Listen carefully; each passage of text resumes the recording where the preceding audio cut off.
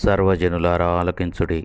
సామాన్యులేమి, సామంతులేమి, ధనికులేమి, దరిద్రులేమి, లోక నివాసులారా, మీరందరూ ఏకంగా దేవుని మాటకు చెవియొగ్గుడి.